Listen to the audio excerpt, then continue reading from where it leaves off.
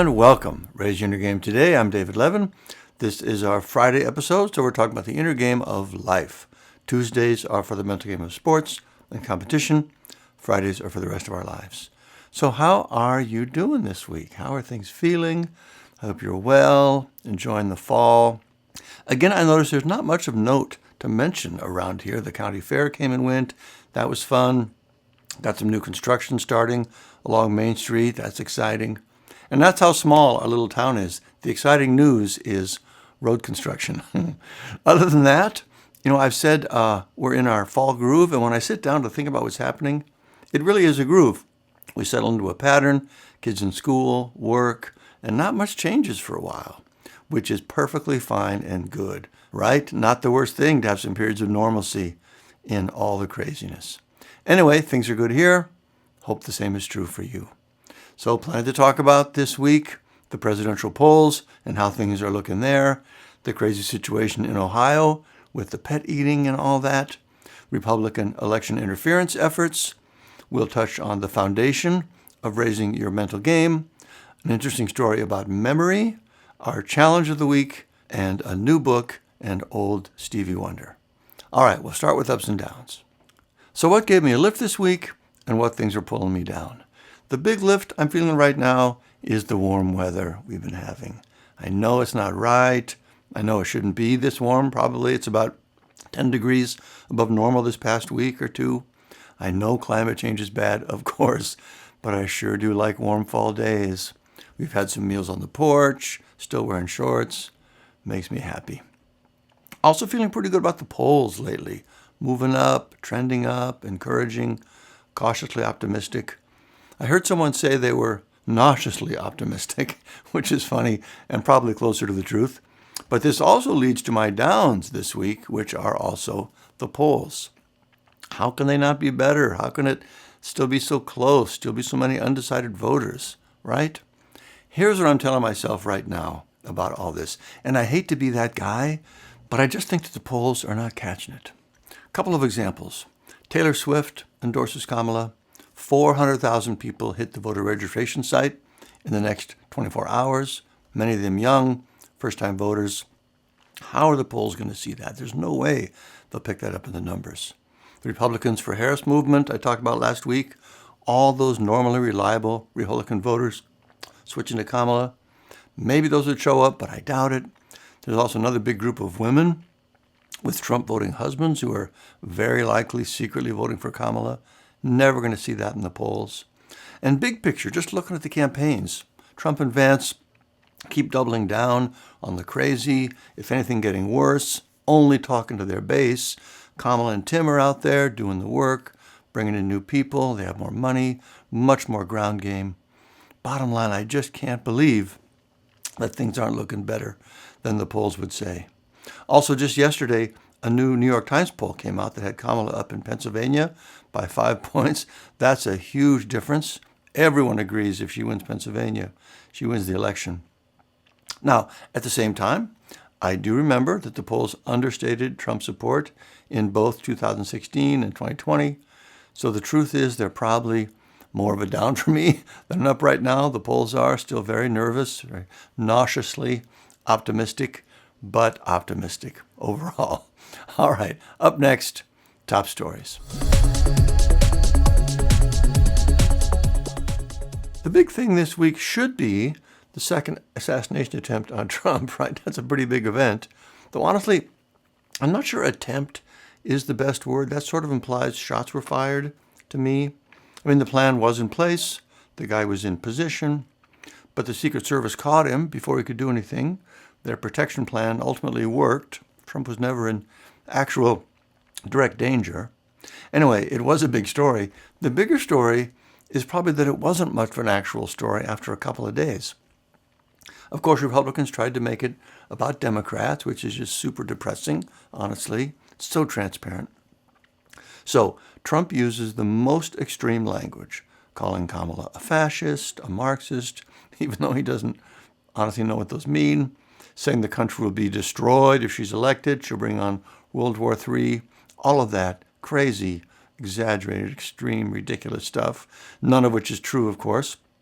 But If some unstable person believed that, they could likely justify to themselves trying to go after her with violence. Whereas Trump has actually demonstrated he is a danger to our country for real, tried to undermine the rule of law, overturn an election, solicit help from foreign governments, praise dictators, pardon thugs working for him. He's done all of that. But if we mention it, we're the ones inciting violence? It's just gaslighting, desperate to keep us from calling him out. Not going to work. But the fact that Trump has normalized this kind of violent language and behavior to the point that his second attempt wasn't earth-shaking news for more than a day might be even more depressing. Even when we win this fall and finally put this guy behind us, it's going to take a long time to reset our standards back to normal and healthy and responsible. There's just no way around that. But the biggest lesson I took, honestly, from this story, and it just seems so obvious, I can't imagine that anyone wouldn't agree with this, was just that this guy should not have had access to a gun. Come on. He had a long criminal record, seems to have mental health issues. He had a standoff with police involving a gun some years ago. He was a felon. How is it possible he was able to have a gun? Honestly, how many problems would be solved if we could just be better about that? Red flag laws, background checks, training, certification. None of that should be hard. The other big story, of course, this week was all the noise around Trump's ridiculous fake dog and cat eating story. I can't even believe I was saying those words out loud. By the way, you see that song on YouTube, Eating the Cats? Hilarious. You have to see it if you haven't. I'll put a link in the notes. Anyway, the Wall Street Journal this week ran a story that said J.D. Vance's team was told ahead of time that the story wasn't true, but they put it out there anyway. J.D. himself said that he was happy to make up stories if it helped shine a light on immigration, though, of course, Trump killed the immigration bill, so he could do exactly what they're doing now. The whole thing is one big piece of, honestly, genuine fake news. Is that funny? Genuine fake news? But it's having real consequences for the people of Springfield, Ohio. Bomb threats, school closings, events canceled.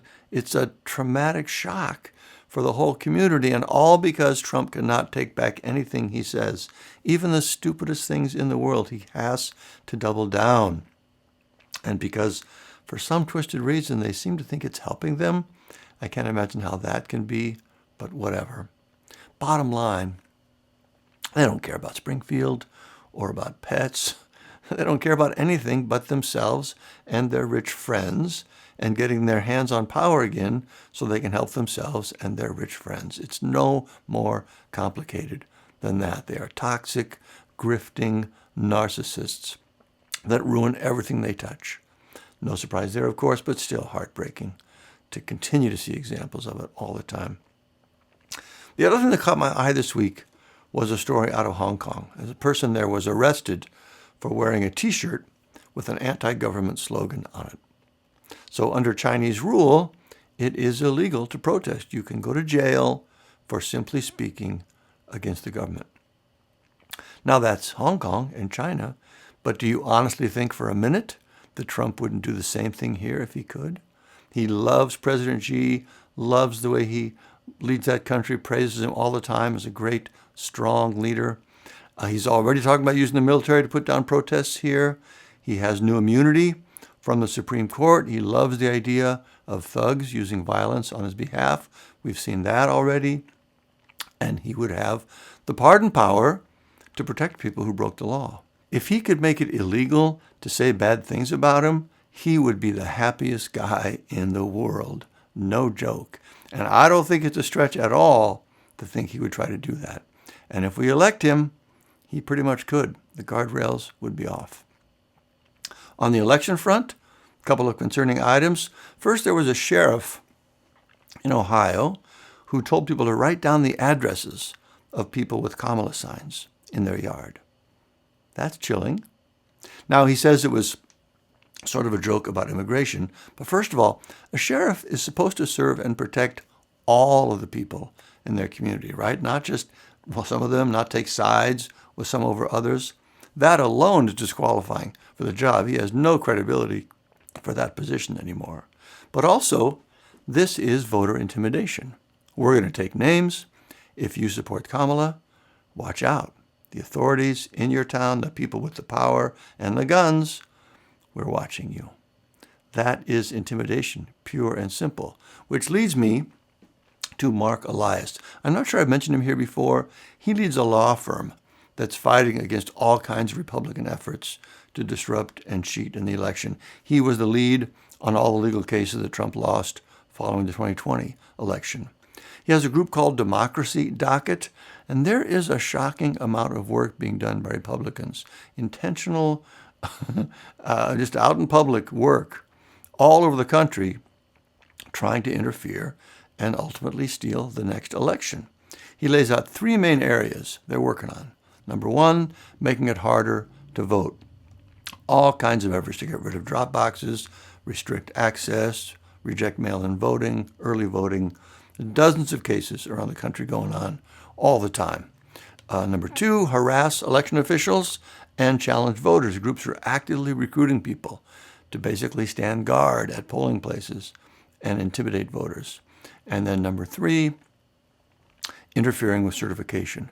There are many election deniers from last time, again, all around the country, who are now in positions to refuse or delay certification of election results in their county. Georgia has new laws. It's really pretty shocking when you think about it, the efforts they're going to stand in the way of people exercising their right to vote and have their votes counted.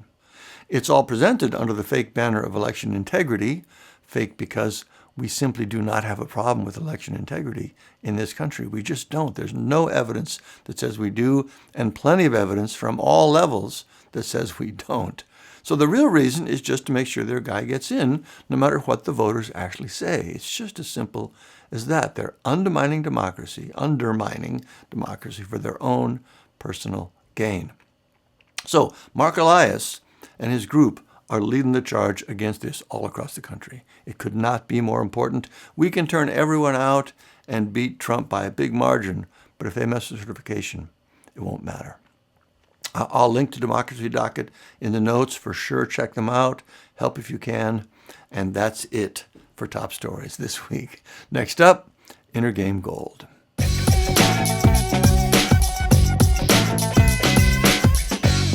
Last week we talked about my favorite Stoic saying, memento mori, remember that you die, and how helpful it is to ask yourself, is how I'm being right now, do I want to be remembered? I love that so much. This week, it's time to touch again on one of the foundations of the mental game. The idea comes from a Zen saying. I believe this is in the Raise Your Inner Game book. But anyway, the saying is, be master of mind rather than mastered by mind.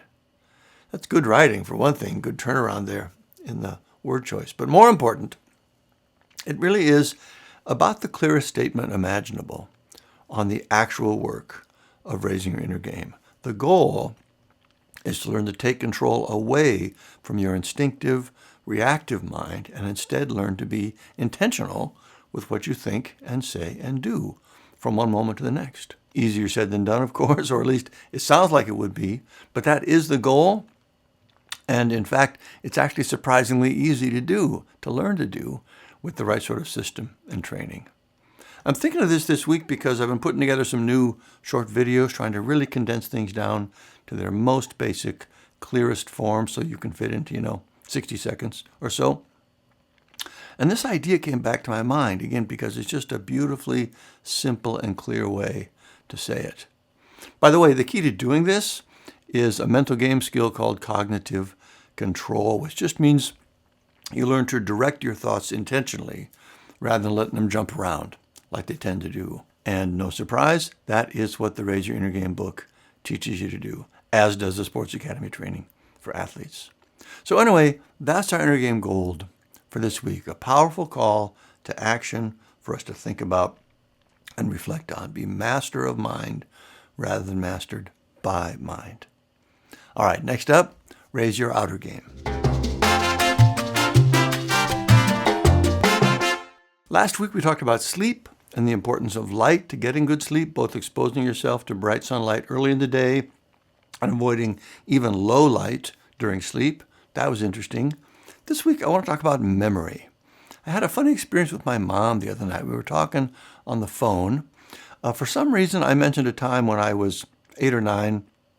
I came down with a high fever, like 105. I was admitted to the hospital. They never found anything wrong, so I wasn't taking any meds or getting shots or anything. I was just there for a week or so, under observation, getting ice baths, things like that.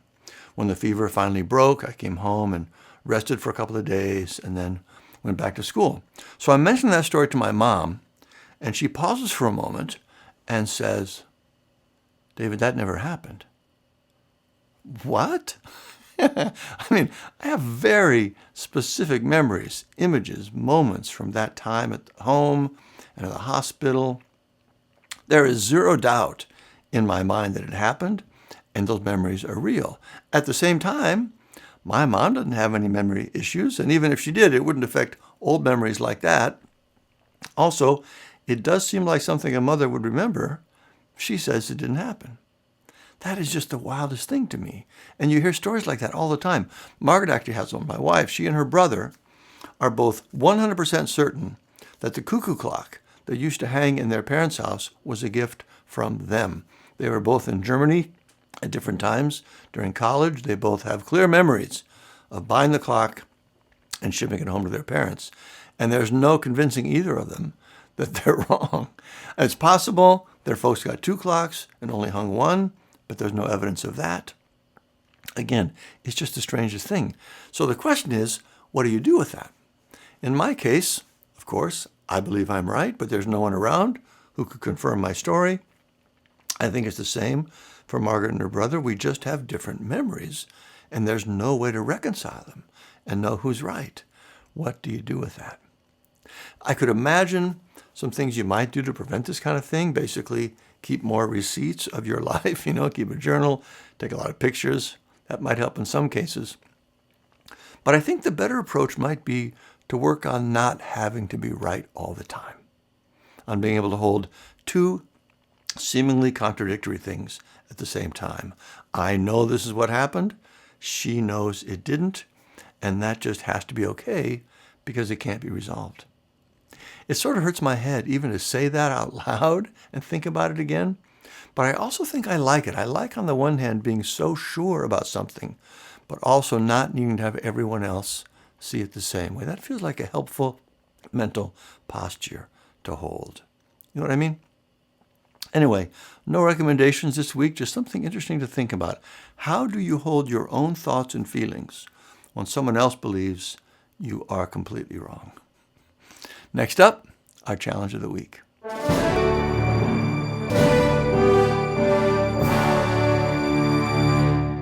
Last week, I had you reflect on the memento mori idea and practice asking yourself, is how I'm being right now, how I'd want to be remembered?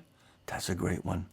This week, I invite you to spend a few minutes reflecting on the saying we talked about earlier, be master of mind rather than mastered by mind. What does that say to you? What does it mean to be mastered by mind? Do you recognize that happening in yourself? What are some examples of it? What does that feel like? And then, what would it be like to master your mind instead? How would that be different? How might you do it? Have you ever done it already? If so, what did it feel like? There is a lot to discover in exploring this idea. Be master of mind rather than mastered by mind. So take a few minutes this week, give it some serious reflection, and see what that does for you. All right, next up, highly recommended. This week, I finished the book Conclave. That was really good. Page turner, exciting, crazy twists in there, interesting, easy to recommend that. Started a new one called Munich by Robert Harris. It's set at the beginning of World War II. I like historical novels, like political spy stuff. So far, so good on this one. We finally watched the movie Asteroid City from Wes Anderson. I love Wes Anderson. My daughter and I liked the movie quite a bit. Margaret fell asleep, but she was tired. Wes Anderson is a funny one. I love his stuff. I really do. It's genius, really. So fresh and smart and quirky and funny. But the movies are also pretty strange sometimes in a lot of ways. So it's one of those things where I love it myself, but I'm a little hesitant to recommend it to others because I know it's not for everybody. So I'll just leave that one there. Great for me. Check it out maybe if you think it might be interesting. The big fun this week was listening through the classic Stevie Wonder album, Talking Book. That's one of those records that's just too big in my life for me to be objective about it. Stevie Wonder was beyond huge for me, my absolute favorite artist for many years, from middle school through high school. I know all those records inside and out. One thing that's interesting to me is that I could love them so much and be such a fan and never end up learning to play them, because of course I played keyboards professionally for 10 years after that. But there's a musical vocabulary in there that I just never cracked. It's a jazz-based foundation, or at least I think of it that way. It's way more complex than the rock and pop structures I worked in. So even though I was listening to him first, before I even started playing keyboards, when I did start playing, I never got into that musical universe. Another question I've always had about that record, and really all three records from that period, Talking Book, Inner Visions, Fulfilling His First Finale, 1972, 73, and 74, 50 years ago now. That's crazy. But why on those records did he sing so much lower than he did before and after? One factor, I think, that helped those records be so huge for me was that I could generally sing along. They were in my range. His earlier records, when he was Little Stevie Wonder, were way too high for me. And later, things like Sir Duke and the later stuff after that, most of that was also too high for me. But in this middle period, in addition to them being just so insanely musical and original and inventive and genius, he was also singing in a notably lower register. I've always wondered why. If you know Stevie, maybe ask him for me and let me know. I would be forever grateful for that. Anyway, I just cannot say enough about how much I love Talking Book. It's a beautiful and remarkable record. And if you don't see it that way, that's okay. See, I'm working on it. That is highly recommended for this week. Reminder, if you want to learn how to be master of mind rather than mastered by mind, check out the Raise Your Inner Game book or the Sports Academy training to take your sports game to a higher level. That's at raiseyourinnergame.com. And that is it for this week. I hope you have a great week. Keep up the good work. I will talk to you next time.